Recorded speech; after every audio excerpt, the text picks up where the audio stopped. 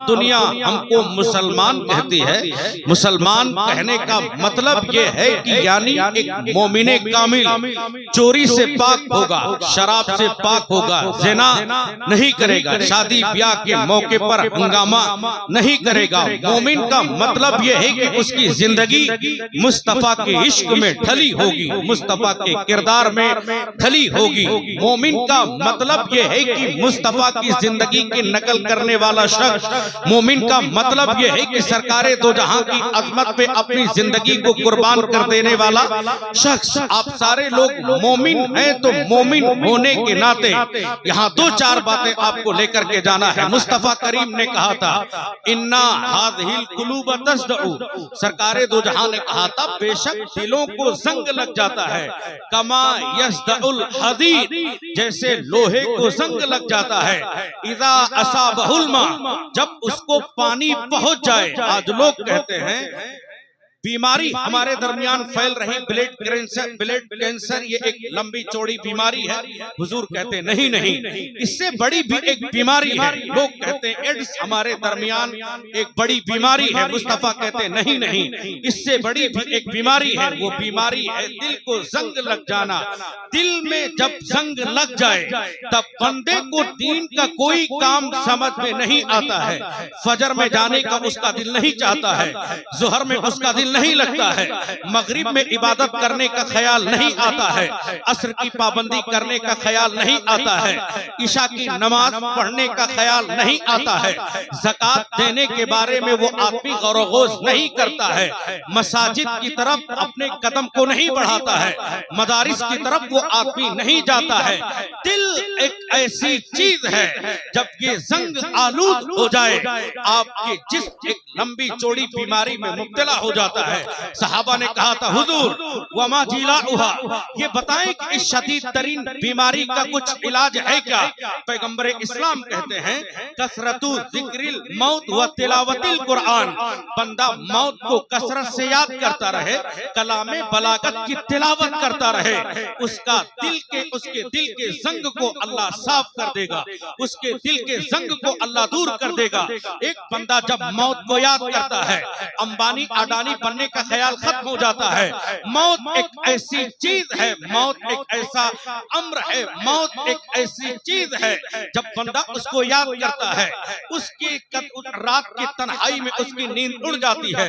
मौत को जब बंदा याद करता है, पड़ोसी से लड़ने का गुरूर खत्म हो जाता है, पड़ोसी से लड़ने का जज्बा खत्म हो जाता है, भाई भाई से दुश्मनी करने का ख्याल कम हो जाता है। इसलिए सरकारे दो जहां ने कहा था, वकफा बिल मौति वाइदा, मौत तुम्हारे लिए नसीहत है, तुम्हारी नसीहत के लिए मौत काफी है। मौत को बंदा याद कर ले, मत सुने वो पूरी रात का जलसा, मौत को बंदा सिर्फ याद कर ले, वो 18 घंटे की तकरीर ना भी सुने, बंदा मौत को सिर्फ याद कर ले, उसके दिल का जंग अल्लाह साफ फरमा देगा, उसके दिल के जंग को अल्लाह दूर कर देगा।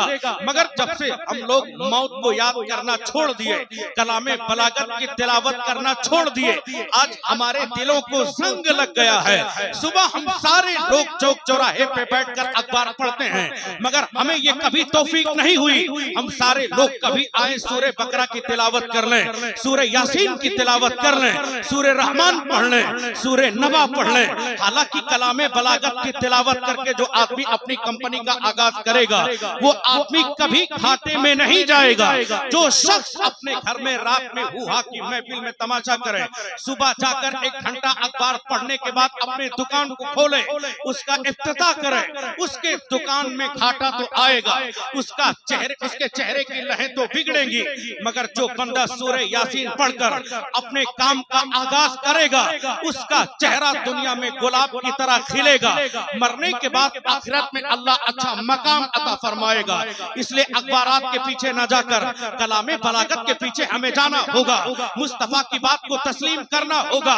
मगर हम सारे लोग सुन्नी हैं और इस बात का एक लंबा गुरूर जो हमारे ऊपर चढ़ा है। हाँ हाँ, हम देवा जाते हैं काफी है, अजमेर जाते हैं काफी है, बगदाद जाते हैं काफी है, बरेली जाते हैं काफी है, जलसा ओ जुलूस करते हैं काफी है, मिलाद करते हैं काफी है, मिलाद में तबर्रुक बांटते हैं काफी है। मगर वो लोग मुस्तफा की शरीयत को भूल जाते हैं, कुरान का पैगाम भूल जाते हैं। वो नादान जाहिल आदमी चंद दिन पहले ये बात करे, उससे जरूरी है कि मुस्तफा का पैगाम सीखें।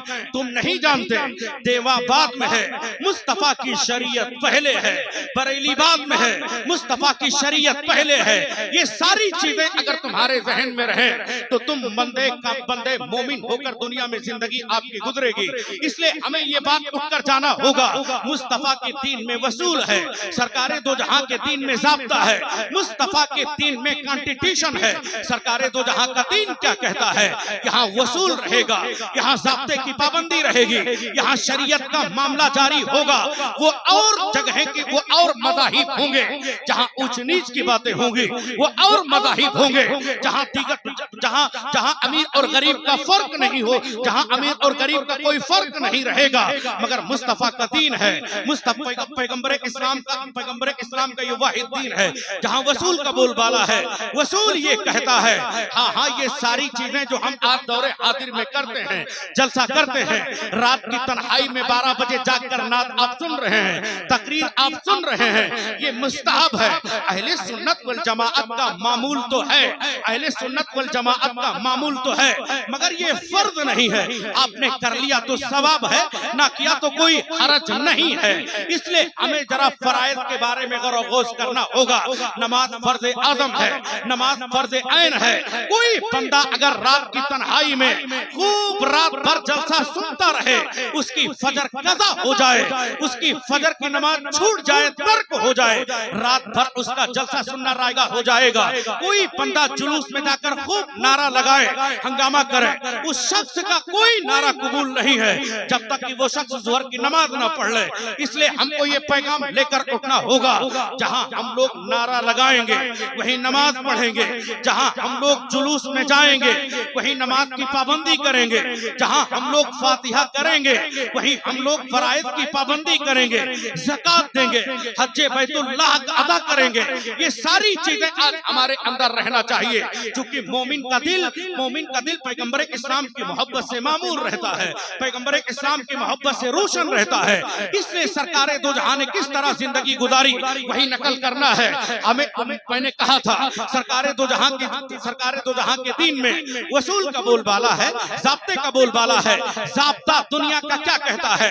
आप किसान लोग हैं और देहात में रहते हैं, आपने देखा होगा रात की तन्हाई में सोने के बाद, सुबह फजर की नमाज पढ़ने के बाद आप जाते हैं और उसके बाद हम लोग अगर ये कहते रहे अल्लाह रज़्ज़ाक है, रोजी तो हमें मिलेगी, बंदा भूखा मर जाएगा, मन्ना सलवा की बारिश उसके लिए अब कभी नहीं होगी, आटे की बोरी उसके घर में नाजिल नहीं होगी, गेहूं की बोरी उसके घर में अब कभी नहीं आएगी।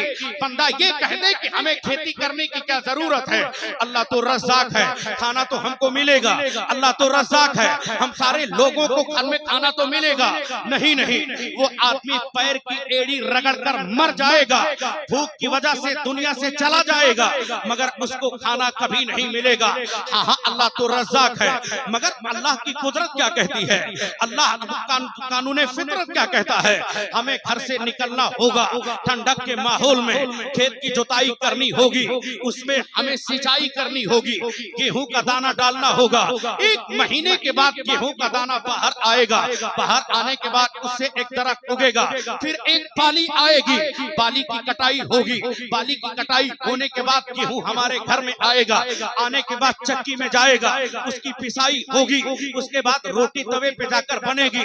बंदा फिर अपने पेट में ले जाने के बाद कहेगा अल्लाह तो रज़्ज़ाक है जिसने हमें रिस्क दिया है, अल्लाह तो रज़्ज़ाक है जिसने हमें रिस्क दिया है। ठीक इसी तरह अल्लाह तो गफूरुर रहीम है, अल्लाह तो माफ फरमाने वाला है, अल्लाह तो रहीम है। अल्लाह चाहले तो बेशुमार गुण, अल्लाह चाहले तो अल्लाह चाहले तो वो लोग जो सारी जिंदगी कत्ल करते रहे उनको एक लम्हे में बख्श दे।